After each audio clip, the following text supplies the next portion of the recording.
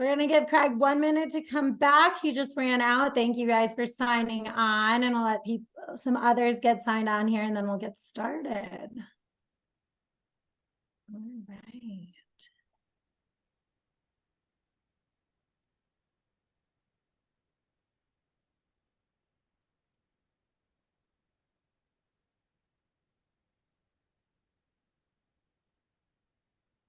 All right, I'll start giving you guys my spiel as we wait for Craig and you guys get logged on, and then we'll start. My name is Cece Mortar. I'm the programs manager for the Steamboat Springs Chamber.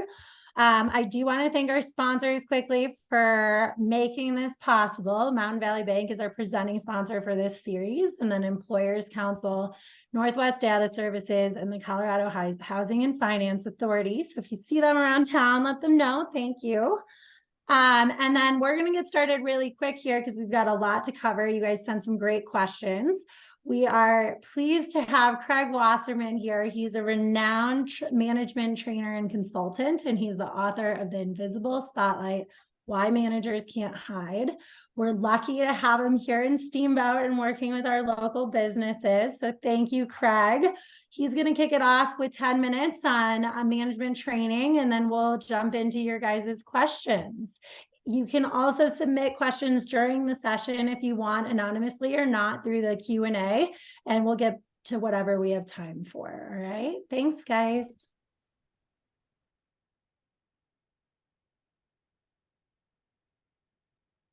If I'm supposed to, there I am. Can you hear me okay? Yeah, we can hear you. Okay. Hello, everybody. It's nice seeing you. I've been reading your questions and trying to figure out how to answer them. And some of them are really great. And some of them you're just trying to tie me in knots, but we will work through it. Before I start answering questions, I'd just like to have 5 or 10 minutes to talk to you. I'd like to just tell you a little bit about management. And it might be the underpinning of a lot of what we talk about for the next 55, 60 minutes. A story, if I might. There was a group that I consulted to.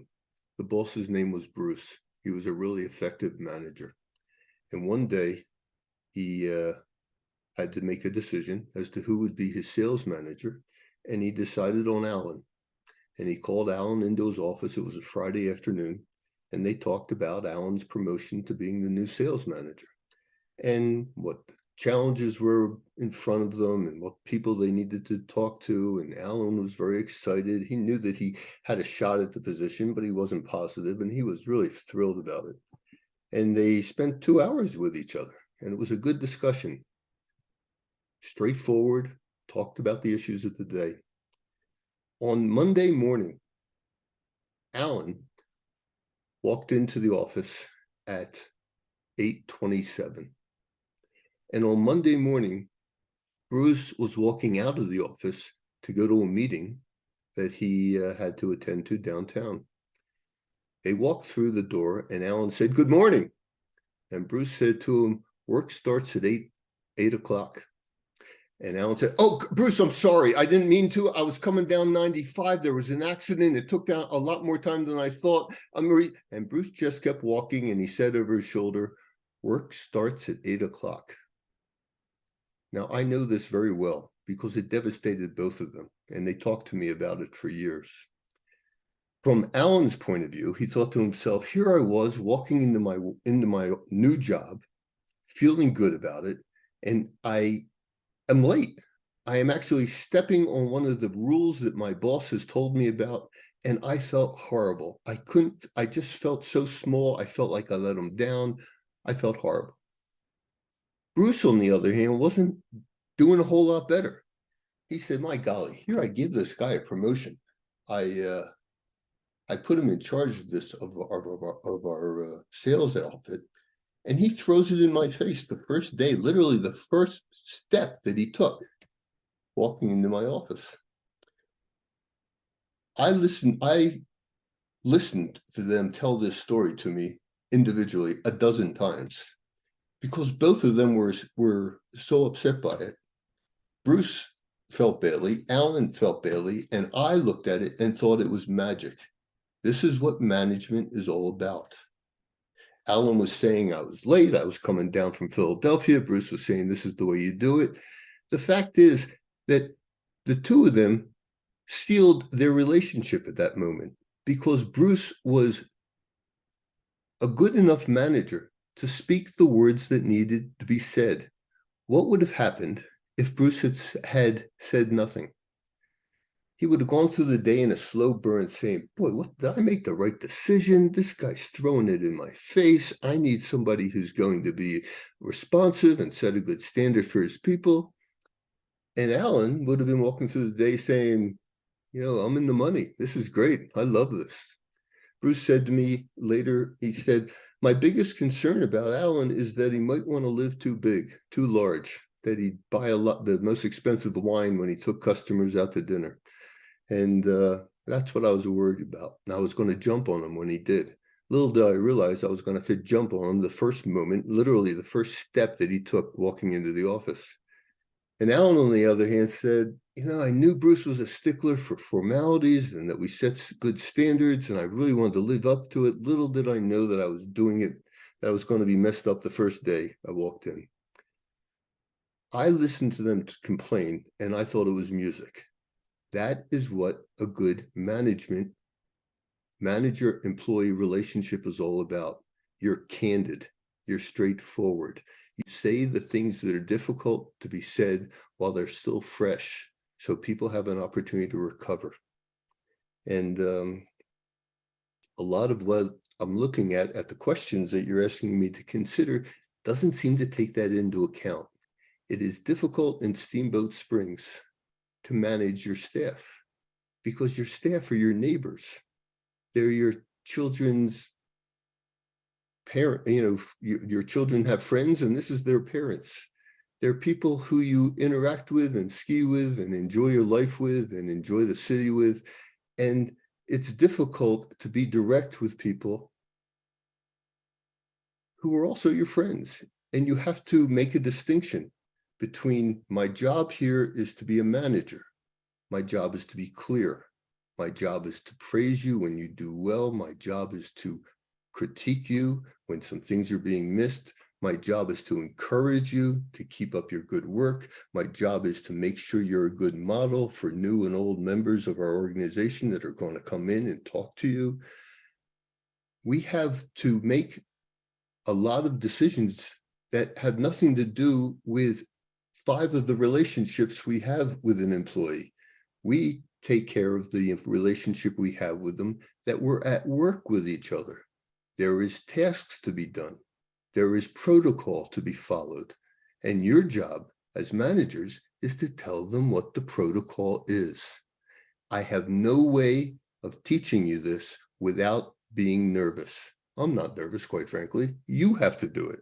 They're tough conversations to have that cause you at the end of the day to be unsettled. But you also have to be resolved with the fact that I said what I needed to say. I'm sorry I hurt her feelings. She's going to have to give it some thought. For the next few days or hours, she's going to give me the cold shoulder. And I am going to be as pleasant as the day is long, because that's my job. My job is to make sure we're all following the same guidelines, that I apologize if I miss a step, and I'm proud of them when they don't miss a step, and we both are in alignment with each other. And that's the role of being a manager. Because I've been given 25 different situations that we're going to talk about. We'll get many of them done and the others will just be repetitions. But that's the issue of the day. How do we manage our people in such a way that we are clear and that our relationships are mendable? One last thought, and then we'll go into your work. There was a commercial years ago about Scope mouthwash. The commercial started out with 3 employees milling around their desks, trying to decide who's going to put a bottle of Scope on an employee's desk, one of their colleagues, because their colleague had bad breath. It was a great commercial, sold a lot of mouthwash, and it was nowhere near what reality would have been like. In reality, those 3 employees would have taken their bottle of mouthwash to the manager, and they would have said, Louis, Bill's got bad breath. And they'd hand him the mouthwash. And Louis would sit there and say, why me? And they'd say almost in unison, that's what we have you for. We have one person who we give special responsibility to, special access to. We call you the boss, the manager, the supervisor. You're able to speak to us more clearly, more succinctly, more directly about how we're doing our job, what we're doing well, what we're doing poorly, what we have to change, what we have to continue. That's your job. That's why we're giving the scope to you. You tell him he has bad breath. If I tell him he has bad breath, we're going to go into the parking lot. You tell me he has bad breath, he's going to be embarrassed, but he's going to know what he has to do in order to get back into the game. That's your job. That's why the employees weren't invited to this discussion. Managers were invited. So that's going to be the underpinning of a lot of my suggestions, and I'll try to be more specific when we have specific questions asked. Thank you for your 2 minutes. It was really 10. And let's go back to Cecilia, and she'll start throwing darts at me. Hi, Craig. So right up the alley of what you were just talking about, we'll kick it off with the first question. How do you talk to an employee when you find them sleeping at their desk? Your employees are working on your behalf. You have a manager who tells you what you need to get done, and you have employees that are getting it done. What do you do with an employee who is doing something that is embarrassing, inappropriate, and not working very hard? You would do things a little bit differently depending on whether this is the 20th time they've been sleeping at the desk or this is the first time they've been sleeping at the desk. My sense is I'm going to take this somewhere in the middle, that they've been known to doze off on occasion. Maybe somebody told on them or not that, Mary or Mark is sleeping again. What would you do? I'd intervene. I would, maybe I'd write a letter, a little note, and say, Mark, when you get finished napping, stop in my office. Mark would wake up scared out of his mind as to whether he still had a job or not, and he'd come in apologizing. Or I might say, I might sit down with a cup of coffee and wait for him to wake up. That would be a little bit obvious. It depends on whether they have an office of their own or if everybody's watching them doze off. But then I'd speak to them. I'd be saying to them the same thing Bruce said. Work starts at 8 o'clock. I'd say, you feeling okay? They go, yeah, I'm sorry, I dozed off. I said, I know. I've watched you. You've been dozing off for about 20 minutes. If you're tired, come into my office and we'll talk. But you got to work. It's an 8-hour day, and I don't want to have to wake you up again. And don't put this on your time card. Take off 20 minutes. You slept, and I know you don't want to give me free time, and I'm not taking it. But you didn't work just now, so we understand each other. Yeah, it won't happen again. I said, good. I don't suggest that it would, or I'm not concerned that it will, but this was a mistake. So is there something I could help you with at home? Is there something going on that we should talk about? And they'll say no. You'll say, good. Don't fall asleep. It's not a big issue. I don't want to see this time on your time card, and that would be it. Time cards are big with you guys and some other issues that we're going to be asking about, so I threw that in. But that's what I would do. Be direct with them. Don't be apologetic. Ask them questions. Tell them it's not acceptable, and you don't expect to see it again. You go back to your office and you say to yourself, they don't pay me enough for this. And along the same lines, how would you talk to an employee when you suspect they come to work inebriated? Your job as a manager, our jobs as managers, is to make sure that the folks that are rowing this boat are all pitching in an effective fashion. That's our job. And in doing the job, we congratulate them and compliment them when they have good ideas and when they're doing things well and they had a great day. And when they're not having a great day, we point it out to them. With a guy who I thought I was inebriated, maybe other people have whispered it to me, or maybe I've just suggested it. What I would do is I would call him in my office. I'd sit him down. I'd say, how are things going? If he doesn't say fine, I'd be very surprised. Everything's fine, no problem. Things are fine. Say, what do you got? What, tell me what, and I'd ask him questions. I'd ask him, how are you working on this? And what seems to be working well? And what's not working well? And I'd purposely be asking him questions that would be confusing, that would require him to be sharp, because that's what we're concerned about with somebody who's inebriated. He isn't being, or she isn't being sharp. And then I'd say to him, I don't think you're here right now. I think only part of you is here right now. And I think you're drinking. He said, no, I'm not. I said, that's where we have a difference of opinion. I think you are. And I think on occasion, I haven't said this to you before because I hoped it would go away by itself. That's what's known as the manager's prayer. I hope it would go away by itself, but it's not. So right now, I am going to ask you to take the day off, and it's your day, not mine.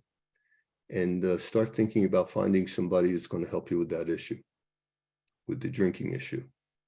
And if you need some help, you give me a call and I'll help you find somebody. But today isn't the day, because we're not getting started right. And I'm not going to get a full day out of you. And I don't want to pay you just to be around here to pretend. It would be uncomfortable for me. It would be uncomfortable for him or her. But discomfort is something that people want to stay away from. So you need to create it so they don't have to go through it again. And I'd say, I'd like you to come back and tell me how you're going to resolve this issue. And that coming back is stop in my office tomorrow morning. That's how I would do it. I'd bring it out in the open. I'd say I might be wrong, but my gut's telling me I'm right. You got the day off. It's on you. And this is how we're going to play this game. You bring it to the surface and you say, I'm willing to help, but I'm not willing to be pushed around or ignored, or just hope that it goes away by itself, because you mean a lot to me and your friends, and you don't seem to be doing real well right now. That's how I would do it. I'd want people to say about me as a manager, you know, he talks directly to you, doesn't accuse you, but he tells you what he's thinking and he sets the guidelines. What else can you ask for? That's me. That's great. This is why this is a tough conversation session. How do you have a warning conversation with employees who are not following policies or procedures and being given one more chance before potential termination?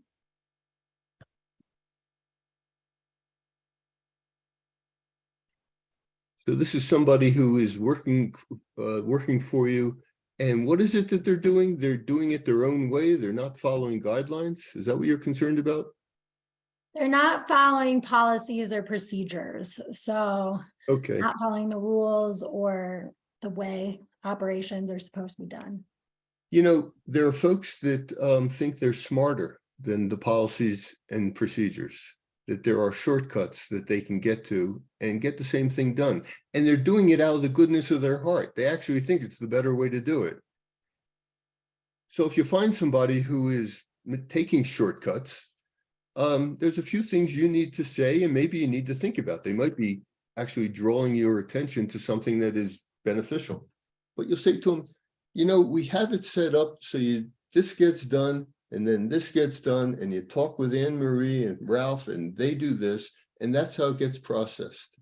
And what I'm hearing from those two folks, can't hide from them, they're the only two that touch the work that you're also touching, is that you're jumping from one to the other.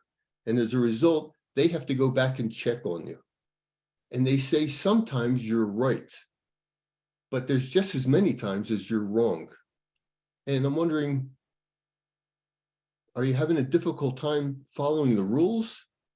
Or is there something else going on that I should be aware of? They might get defensive. Say, I think Ralph and Betty, or whatever their names were just a moment ago, you know, they're checking things that they don't need to be checked. To which I'd say, they're checking things that do need to be checked. And that's why they do it. And I need you to follow those guidelines. Because right now it looks like you're processing a lot of things quickly, but the reality is you're processing a lot of things incompletely. And as a result of processing them incompletely, it takes more time. So we're going to watch for the next few days and maybe the next few weeks. Stay within the guidelines. There are some issues that occur that you see the beginning, the middle, and the end right away because you've seen a lot of this. But there's just as many that you haven't seen.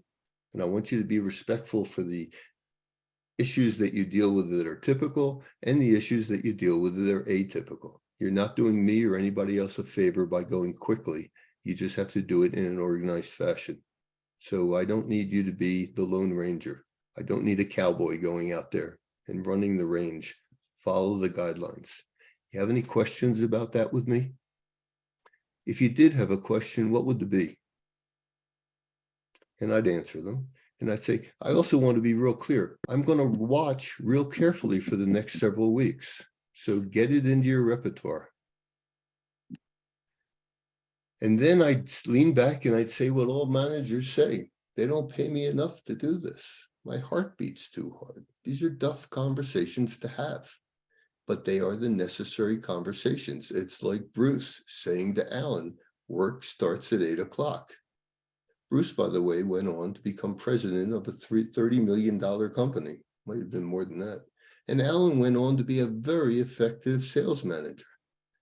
They wouldn't had they been angry at each other and not spoken the words that needed to be spoken. That's what your employees ultimately want you to be, what you want to be, one of your nicest compliments. He says what needs to be said.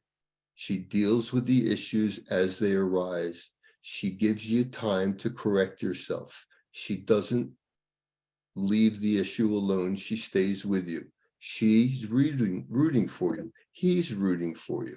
He's not trying to give you a hard time. He's trying to get the work done. Would you mention the potential termination, or would you just talk about the problem at hand? Not the first time out. It's a good question. I'm not going to threaten people. It's a small town. We're trying to do the best we can. There ain't that many pickings. But I'm, after the third time, and all of a sudden, Alan, is that the name we gave him, is like still making shortcuts, saying, Alan, we didn't hire you to make shortcuts. We hired you to get into the process in an organized fashion. And when you are organized, you're as good as they get. And when you're not, you're abysmal. So I want to be real clear. If we're going to continue, we're not going to continue to have these conversations again. If it happens again, I'm going to write you up. And if it happens a second time, I'm going to let you go. That's how serious I am. You're a bright guy and you see shortcuts. We don't need the shortcuts. We need the data. Now, do you understand what I'm saying to you? Yeah, I understand. Tell me, what do you hear me say? You're going to fire me if I keep this up. Okay, I'll go for the shortcut. That is what I said. But I'll give you 2 chances, and they're your chances. But the process needs to work in this way so other people can follow in your footsteps. I hope I'm being clear. I think you're being a pain in the ass. But it's just between you and I. I'm being clear. And that's it. Then I go home and I say to my wife, they don't pay me enough for this. How do you handle needy employees that are always asking for time off and remote work? The job description is for an in-office position. Do you need to grant every request? What's fair?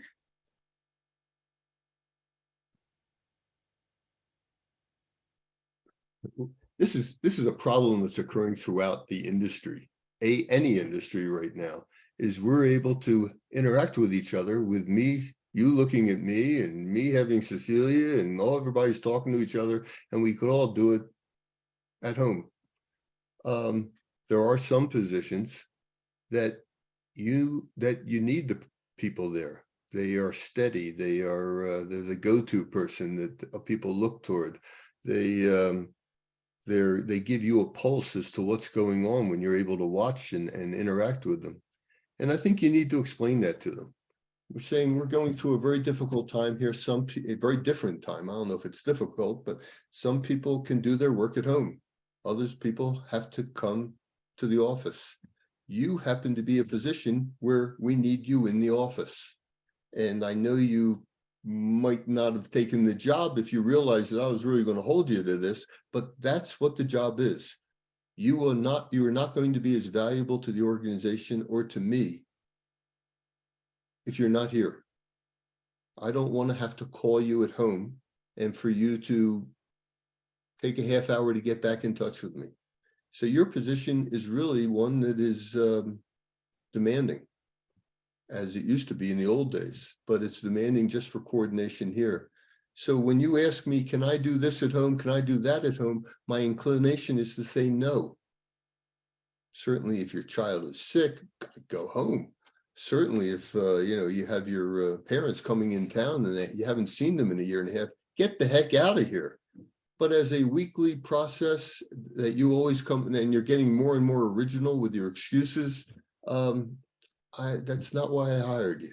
I remember speaking real clearly with you saying, you are the office presence.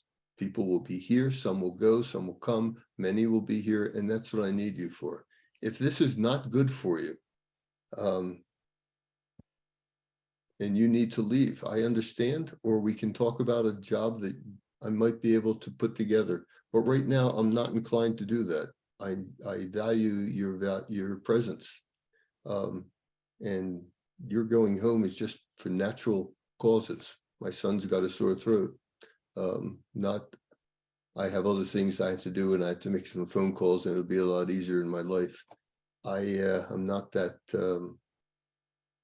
comfortable with that being held over my head. So going on with the theme of addressing what's going on outside in the world too, do you have any guidelines on how to address the disparity of adequate wages and the increasing unaffordability of housing costs in Routt County? Staff members are often overwhelmed by the burdens of life expense in our community. I think that's bigger than I am. If I'm playing the role of the manager, where I have a board of directors. I have some biases. I don't think people are as productive when they work at home. I think they take more time off. They relax more. I think there's less coordination when people are in different settings, although millions of people are doing it right now. Let me not be a purist here. I read that question as a little bit more of like, if your employees are complaining or upset that their wage or the policies aren't enough for them to live here, how do you handle it if you think you're offering a fair wage? That's at least how I read it.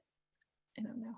If I would hope that I am in an organization with a board of directors and who are providing a fair wage. And I would hope that I would be alert enough to realize that I'm only hearing the tip of the issue when one person walks in. But if I find over time that I'm losing people because we're not able to pay as much as they'd like, or I would listen to make sure that it's not just one voice. I would listen to hear several voices. And I'd listen to hear several voices that were really being honest about it, not people who had a drink the night before and say, go in and see Craig, tell him you're going to leave if you don't pay us more. And I'd be a little bit savvy about hearing that. But what I'm seeing right now, what I want to do is I want people to walk around and say things about me. What's it like working for Craig? And I want them to be able, what do I want them to say? What do you want them to say? Say what I like about Craig is I like the fact that if he's got an issue with you, he brings it out and we talk about it. If you got an issue with him, bring it out, he'll talk to you about it. If he sees a flow or a consistency or an era or issues that aren't being dealt with, he deals with them. If he isn't successful dealing with them, he calls you in and say, I've been working on this particular issue that you brought to my attention, and I don't see a way out of it. I don't have the votes right now, but I wanted to let you know that I wasn't just sitting on it. I was talking about it. I want him to be the type of manager that I'd like to be when I grew up. He keeps us informed. He speaks straight to us. When we do well, he applauds and lets people know. When we do poorly, he tells us and says, here's how to fix it. And he's real clear about it. I've watched him fire people who were sad to leave because they didn't meet his expectations, but he gave them every opportunity in the world to meet those expectations. So this is an issue that this is a quagmire as to where they should be and how much they should be paid. And I've got my board and I'll say, I'm hearing, I'm listening. When the time's right, I'll bring it up. You may get it raised and it may just stay where it is right now. And I'll be straight with you. You won't be in the dark. I'm not going to be the boogeyman. I'm going to be the clear man. And I think that's the best you could really do. I like Best that. I could really do. What is the number one key to keeping employees happy other than wage, compensation, and paid time off? Your people want to please you. You were talked about at dinner every night. Dinner is put on the table, the kids form a circle, your spouse attends, and all of a sudden your spouse turns to you and says the fateful words, "How was work today, dear?" And the next words spoken are about you. It was great. Craig was at a meeting all day. Or it's going to be, it was really a pain in the neck. Craig must have been in a bad mood because nothing satisfied him today. I told him this happened and he sort of said, good, just put it on the pile. I'll take a look at it. Usually he was much more engaging. It was really interesting today. He called me in and for 20 minutes, he asked my opinion on something. He said, should this be let go or is this something that's a big deal? Is this something that we're dealing with that we should get more involved in the community? He asked my opinion. I love it when Craig asks my opinion. I love it when he uses my opinion. He basically tells me that I'm necessary and I appreciate that. And he knows that that's part of his job. He does it. He doesn't do it naturally. He pushes himself to do it because that's part of the job. So what I want these people to do is I want them to like working for me. I like to give them experience. I like to show them what they're doing that's really helpful. I want to point out that their conversation offhand with two other people really made my job a lot easier because you were able to explain to them what we were looking for than I was. Nice, well done. I want them to think Craig's going to be a great reference for me one day, or I might actually have his position one day, or he's teaching me not to just do the drudgery of my job, but he's also bringing me in and saying, here's why we do it that way. Does this make sense? Because if you have a better idea, I'd love to hear it. So I feel engaged. He's a boss that I really like. I don't always agree with him, but I always agree that he's putting it out on the table so I can have a reaction to it. People like to work for good people. They like for good leaders, for folks who are open and candid, but also could hold a confidence and also realizes that you don't want to do this particular job the rest of your life. You want to do other things. And I want them to look at you and say, he's not holding me back. He's telling me if you want other things to do, I'll write you a great letter of recommendation. And if that helps you get another job, I'll let that happen. We're all in this together. Right now, you're doing this real well, and I wish you never leave. If I can keep paying you well and you're happy, more power to us. I want them to go and say, how's work? Say, I happen to have a good boss. Makes it worthwhile. I actually feel as if my ideas are utilized and I get something done every day. And the day goes quickly. I forget what the question was, but I was really on a roll. You answered it. All right, now into the time cards. So how do you approach someone who you think might be padding their time card, but you don't have proof? We had two examples of this. One at a company where each person logs their time at the end of the day based on a merit system. So there's no punching in and out. But you can tell in the phone system if the employee is available or not, and these don't match. The second example was, it was also reported on a merit system, but the work that the employee was completing doesn't match what the manager thinks should be done within the timesheet hours that were put in. Okay. This is when you go to work that day and you say, they don't pay me enough for this. I have to challenge my subordinates. I have to say, there's something amiss here. And I think I might be part of the I might be the culprit in this, in that some time ago, I said, everybody fill out your own time cards. I don't know what I was smoking back then, but I apologize if that's the case, because that's a heck of a burden for anybody to sustain. And that is be completely accurate every day, every week as to how much I worked and how much time I put in. There's a lot of gray area there. You know, I did a lot of work walking around the block thinking about something today. And Alice was with me, so we chatted together. But I did a lot of work, and you know, should I be paid for that? Is this really something that I'm supposed to do 8 hours a day? And I think it's a burden for even the most honest person to do and to put forth on a regular basis. If it comes to your attention or your gut in which you're thinking to yourself, this is out of hand. My message some months ago that I trust you and you can do this on your own and we're all in this together, so I expect you to be honest. That was really a bunch of BS. People have to be watched a little bit. We all have a tendency to lean in a direction that is to our value, to our benefit. It's going to happen on occasion. Everybody I know does it. At the same time, there's a difference between a moment in which something like that is done and when you get into a routine about it. And when those routines occur, you have to get involved. Say, I'll tell you, I'm not real comfortable with a conversation we had with the whole staff 5 months ago that I want you guys to take care of your hours.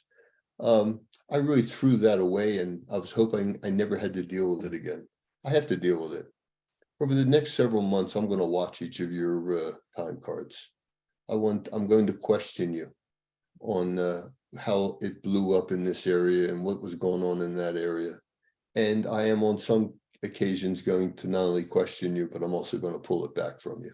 If I have data or I have an impression or I see a routine where I really think you're cutting a corner, which is inappropriate. And I'm not doing it because I distrust you. I'm doing it because it's my job. My job is to make sure that we are all playing on the same field and we're all keeping score the same way. And a lot of you have different jobs and allows you a little bit more flexibility to leave and to come and to go. And I got to flatten that playing field. So there's not going to be a major reign of terror going on here, but I want to let you know that I'm going to be watching much more carefully. On occasion, I'll call you in and ask for some explanations as to how you got to this point. And I didn't want that to be a surprise. If you think you're coming to me and say you don't trust me, my answer is I'm not sure if the system works real well or perfectly for everybody's job. And I got to flatten that playing field. I don't expect it to be major changes, but I do expect to make things come a little bit more comparable with each other. And I just want to let you know that I'm going to be doing that. And we can talk and we may make some changes. It's called diving in a little bit more to the second example. How do you handle a situation where you believe that an employee should be completing more work in a specific time frame than they actually are? You know, this is one of the toughest conversations to have. You are getting things done, and I think you can do better. And it's all being reflected on your time card. I think you're working to a certain area and you stop. So, and I'm not sure if that's the way it's happening or if you're just slow, or maybe I'm doing something that's slowing you up, or there are issues that you're having a difficult time dealing with. But you and I are going to talk much more frequently in the next few months, starting now, about how you came about with your time card being what it is in this particular day or this particular week. And I'll call you in and we'll talk about it. And you're going to look at me and say, you don't trust me. My answer is going to be, I don't understand you. I want to understand how you're coming around to these numbers, because it seems uncomfortable for me. And I'd be remiss if I didn't tell you. And I'll be real clear when you and I get a system down that's comfortable for both of us. Great. And he's yelling and cursing at me while he's saying that. Who the hell do you think you are? Or, I've been working for you, and good friend you are. Or you doing this with everybody else? And I'll say, everybody who I'm concerned about, I'm doing it with. And they have been kind enough to be quiet about it. I hope you do the same thing, because it doesn't work that way. You're not going to bend me. I'm just going to help. I'm going to look at your numbers and we're going to talk about it. If it makes sense, more power to you. If it doesn't make sense, we're going to modify how we do this. Perfect. A manager is going through a tough personal situation that is affecting their ability to do their job. We're sympathetic and supportive of the situation, but we also need to keep in mind the viability of the business. The manager is well liked by other employees, so it could appear callous for us to hold her responsible when she is facing personal challenges. What advice do you have on having a hard conversation with an employee who is in a fragile emotional state that won't resolve itself very quickly? We are nice people. As you gave that situation, the individual came from being a manager to being an employee. And I think that's a little bit different, but let's just figure it out here. As a manager in an organization, I care about you. And I also have just as much feelings toward the organization doing its job well. The organization is doing fine, and because of the problems that you've mentioned to me and you were kind enough to share with me, you're not doing the best work you've ever done, and it's understandable. Tell me a little bit about, I don't need the details about what's going on, who struck whom, but I do need to know, what's your sense of getting through this? Is this a 1 week issue, or is this a 1 month issue, or a 3 month issue? And how much of this job is going to be affected by you having to deal with those issues? Because there's a part of me that will jump right in and make sure that our colleagues, your fellow employees will help you out. But I'd like to know how long this is going to last. What are you doing, if you could share that with me, that suggests that there's going to be light at the end of this tunnel? And when you tell me, I don't know, it could go on forever, I can't deal with this forever. I need to know what is tangible here that we have a shot at, if it's at all tangible at all. Or I might say, here are the two things that I count on you to do more than anything else that you do. So are you going to be able to handle these two things and give away some of the secondary things? I need that confidence. If it's a real emergency and you can't be here and you got to be with your child, my golly, I'm going to be there for you, and we'll all be there for you. But if it's going to take place for an extended period of time, I've got to change how things are going to go, and what I'm expecting of you to do, and what I'm expecting to be informed about, so that it doesn't come out as a surprise, because this is going to be disruptive to us. But we'll hang in there with you for a period of time and wish you well for as long as we can. But I need you to work with us. And hiding from me isn't going to work. It's just going to make me feel as if I'm being used. And I don't want to feel that way. I don't feel that way now, but I don't ever want to feel that way.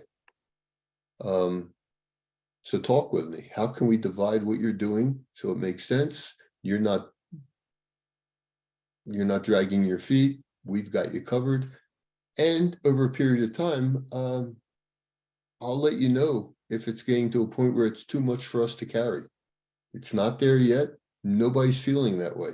But I want to let you know I could get to that point where what your problem causes me great pain, but the company can't hold it together just for you. Or maybe the powers that be say, let it continue. Do the best you can with what you got, and I'll do that. But I want to let you know we're playing with a little bit of fire here.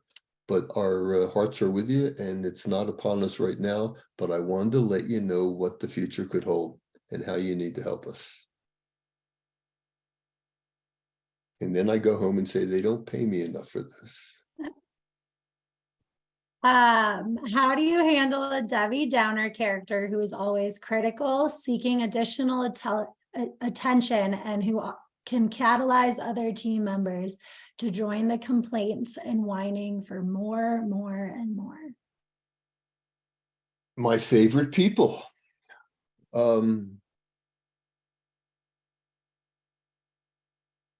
Again, my approach, and that's all we're talking about here is my approach. Nobody knows how to be a perfect manager or perfect leader. My approach is to sit down and talk to her about it and say, I'm going to use the name Donna. That's my sister. She's my aggravation my entire life. And I love her, but she's my aggravation. I'd say, Donna, you are the epitome of maybe I used the wrong sex in order to use this metaphor. Say, Don, I know you see things that others don't. I know that you have a sense of how things could be moved along quickly, or how they're really not that important, or we can put them aside, or somebody else can do them. It's too beneath you for you to do it. You have a lot of that going on. And I sit back and I have two thoughts about you. One is you're really very effective when you're working. And on the other hand, you're really a pain in the back. You don't have to be involved in everything. In fact, I don't want you involved in everything. I want you to do your slice of the pie really well. What you have a tendency to do is comment about everybody else's slice of the pie. Sometimes it's pretty helpful. A lot of the times it's pretty disruptive. And I can give you some examples, and I will if you'd like. But the bottom line I'm talking about is cut it out. You're here to do this slice of the job. As well as you're doing it, I'm very pleased, but not to comment on everybody else. And it can over time be disruptive. It is disruptive over time. And it also could throw into doubt or throw into question whether you stay with us or not. That's how powerful you can be if you don't control these tendencies to point out everything that you think is not going well. Slow down. If you need me, come talk to me. And I'll say to you, that's a good issue, follow up. Or I'll say, this is the very type of issue you're not to get involved in. They know how to do their job. Thank them for it and let's move on. And she'll say, well, that's not the way I am. And I'll say, we didn't hire you for the way you am. We hired you to play a role. And when you play the role, you're good. When you don't play the role, you're an irritant. Who's saying this? They don't have to say it.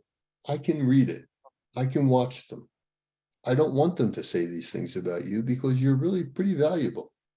But you could also overcome that value by just being disruptive. I want you to try. I want you to bite your tongue. If you got an issue, come talk to me. But you're not going to talk long. You're just going to take a few of my minutes. And that's how we're playing it from here on out. It's called advanced warning. Don't tell anybody. I never spoke to you about this. Who brought it to my attention? Nobody had to bring it to my attention. I watch you do it. All right, we have 10 minutes left. I'm going to keep going through our questions, but I just wanted to give a reminder to the group. If you have anything you want to make sure is answered today, please put it in the Q&A section at the bottom of your screen. It can be anonymous or not, but if you don't have any, that's fine. We have some more to get through too. So, Craig, what tips do you have for dealing with two completely different personalities who must work together on the same team? For example, chatty and social versus focused and non-social.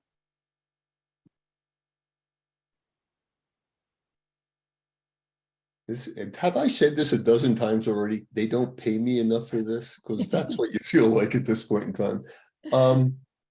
I think, one of them would probably come to me or come to the manager and say, can you tell her to be quiet already? Or the other one would say, I work with her and she never says a word. She's so quiet. I have everything I have to decide on my own, or she gets mad at me when I interrupt her. So this could really be a problem. This is a problem. What would I do? I'd probably call them both in and I'd say, the two of you together are a great team. And I wanted to salute you for that. And let me tell you clearly what I've seen you do. It's not just hearsay. I've watched you do this and I've watched you do that. And at the end of the day, in the end of the week, the end of the month, it's really well done, a good package, well considered, and you're very helpful to each other. You also drive each other crazy. One of you talks too much and one of you talks too little. And you got to figure out a way, a code between the two of you where you'll both be comfortable. Not perfect, but comfortable. You, for example, Donna, you talk all the time. There is nothing that occurs in your life that you don't share with somebody else. And you do it in a way that's cute and that's funny and that's original and that is engaging and it's great. And you, Debbie, you are focused on what you're doing. And you keep the focus, you add it up, it all comes out clean, it moves at an efficient fashion, you deal with other people, you tell them how you want it, they give it to you in that way, you get it done, you're very efficient. But you're very quiet. It's like working with a machine next to me. I wouldn't use that metaphor. I respect the way you are. One of you gets in the way because you talk too much, and the one of you gets in the way because you talk too little. Both of you are very mature. Nobody's changing your personality. Certainly not me, but I couldn't change it anyway. I would like you to work on a middle ground where the two of you can respect each other and not annoy each other, because the irritation that you're creating has nothing to do with each other. You're doing it to the person next to you. So if you could have a conversation over the next week or two, and then come in here and talk to me about it, which basically says, I promise to do this in this sort of fashion, and I won't disrupt her from doing this in that sort of fashion. And I'll always preface if I have an issue in this sort of way, so she'll say to me, I'm not there yet, give me 10 minutes and then we'll talk about it. And I'll wait the 10 minutes and work it out. This is what's known as being professional. This is not a dating service. I can't find perfect matches for you. Although in a way I found perfect matches for me. I just need you to be respectful to each other and not be angry at each other. You couldn't change if you wanted to. The fact that we call it work means find a middle ground. And when you do, I'll be happy for all of us. And I'll be asking you how it's going. And I'm not going to talk to one of you and not talk to the other of you. I'm going to talk to the two of you together. So don't think I'm sneaking behind your back and saying, how's Ruth doing? How's Donna doing? I'm not doing that. I'm going to bring you both in together because this organization needs what the two of you produce. All right. I want to switch gears a little bit to how we interact with our boards. So how do you address board members who are not actively participating and engaging with their organization in a meaningful way without alienating them? I've been on a lot of boards. Many times that when we're on a board, the board members really don't know what their purpose is. You're like, I'm on a board. And they can inadvertently get in your way. And I would talk to the board chairman if there was a pattern going on, not one event, not one instinct, but or initiative or a pattern. If a pattern's going on, I'd go to the board chairman and I'd say, I don't know what I'm going to say. One thing I could say is, I would like some of the board members to come by and just watch what we do over, half hour or 45 minutes, because I think they'd really be impressed with what's actually occurring and thereby be a lot more sensible about the suggestions they make and that we should do. So I'd like you to encourage that. Don't say it was my idea, say it was your idea. And that way they'd be a little bit more knowledgeable about what we're doing and thereby a little bit more helpful. That might be one thing I would do. I might go to the board chairman and say, we have a pickle here. Some of the board members come by and they inadvertently take a lot of my people's time. And my folks, I've told them, be very open to them, be very, available to them. But it turns into like an hour and a half, and we got work to do. We got other things to deal with. So you may want to just mention to them how appreciative I am that they come by, but that they can keep their visits a little bit shorter. I might have to go to the chairman and say, the worst, so-and-so came in and all of a sudden was asking questions that were beyond the head of my employees. They were going beyond what they're comfortable with. Why don't we do it this way? Why don't you do it this way? This is something you should do here. I think you should do it here from now on. And they all came to me one after another saying, are we supposed to do it that way? Did we just change all the guidelines? I said, I think he's well-intended. I think he's actually smart, but I think it was really, we had to figure we should come up with a protocol that if you're going to come visit, let me be their guide. Unless you're trying to get rid of me, let me be the guide. And let them watch and ask me the questions and the follow-up and whatnot, because everybody wants to be very obedient. Nobody wants to cross their path and do something wrong or be inappropriate with them or just not respectful. But there's no guidelines here, and everybody's freezing up with a few of these folks that are stopping by. They're valuable, they have good insight, but the insights can be observed and then they're discussed here, not with my folks. Otherwise, it seems like they're looking at me and saying, who should I follow, the board member or Craig? And they shouldn't be put in that situation. So what I hear you answering is the boundaries between their governance and day-to-day tasks, which is actually the next question I was going to ask. But going back to the first one, if they're not like very participating a lot or very engaged with your business's activities or events or anything like that, how do you get them more involved? I think you go to one of the board meetings, which probably that you get your boss, or if you are the boss, to go to the board meetings, and with the chairman's approval, say to them, we'd really like you to stop by before this event. Let me know if you're coming. Make sure we'll have a name tag for you and some folks to engage you. But I'd like you to see how we're doing, because you could hear how we're doing through hearsay, and you could see how we're doing by actually being there. And it would be very helpful for us to get your feedback, good, bad, or ugly. We'd really value it. So please, and I turn to the chairman, let us know who might be able to come or at different times, so there's not 12 of you walking around at the same time. And that would be really very helpful to us, because you're the group that is more candid than any other that we can deal with. That's great. I'll ask one last question and one more reminder. If you have a final question you want to put in the Q&A, go ahead and do so.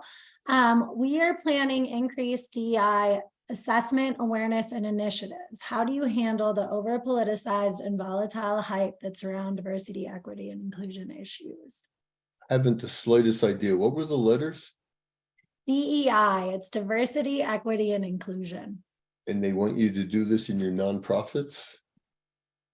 There's a big push for DEI policy. All around the community? All around the world, like our nation. All around the world. Give it to me again. Diversity? Equity and inclusion. I haven't the slightest idea how to engage it. I don't mean to be flip. They're really they're good syllables. Actually. As a leader of a nonprofit or a business, I would learn more about it. I'd say I don't want this to be this is me, just one man's opinion. I don't want this to be gamey. I don't want this to be we touched all the boxes, and have a sense of that we did well. I wouldn't make it a big issue to be around everybody. I would make it a small issue that I would invariably compliment or comment upon. Are you making if they're choosing somebody, I'm saying, what's the value of diversity in this particular choice? What are you looking for? I'm looking for the best person possible. Good. We're all going to stay out of jail. I'm glad to hear that. But what are you looking for the particular group that's working with, they'll be working with, and what you need to have a good person there that represents you. And I would orchestrate it so that it was not gamey, something that I'm uncomfortable with. But it was just a practical touch point that we should all take into consideration, but not be guided by. We have to take this person that we're not really that comfortable with, but they meet two of the three categories, and let's push them through, and that way nobody could question us. I said, let's keep going for the best person, but let's look for these opportunities to be balanced and be representative of our community. These are well-intended. They'll have a good ending. Let's just do it in a fashion where people don't feel as if it's, I'm doing this because I have to, not because I A, understand it, or B, because I want to, but it just gets my ticket punched. Do it because it makes sense, and realize that sometimes your heart might be in the perfect place, but your decision might be a little bit awkward because of the group that you're dealing with, or the numbers of people that are working for them now as compared to what's going to be working with them then. And there's a lot of variables. Keep it in your mind. Don't let it choke you from being who you are, but look for your opportunities to become available to it and aware of it. And but don't ever come into my office and say, I did this because I had to do one of these three things. I'd say, get out of here. I don't have you here for that reason. I have you here because you made a good decision for the situation. And I'd keep it functional rather than filling in the blocks to finish a task. That'll confuse you. Oh, that's great. And thank you for your honesty. I think we have a lot of businesses that don't always know quite where to start with that. And I think that being genuine and staying authentic with yourself and your employees is the best way to start. So we are at time. So I want to thank everyone for coming. Craig, that was amazing. You say that there's no perfect manager, but you're pretty close. And so I just want to thank all you guys again for being here. And I want to thank our sponsors. Mountain Valley Bank is our presenting sponsor for this series. And then Northwest Data Services, the Colorado Housing and Finance Authority, and the Employers Council. They make it all possible. I will send a quick follow-up email with Craig's email contact on there. So if you want to reach out after this and work with him a little bit more, you definitely can, and he's happy to help. Did you want to weigh in on that, Craig? I just want to say one thing. The things we talked about, I made cute and tried to present to you, don't take place overnight.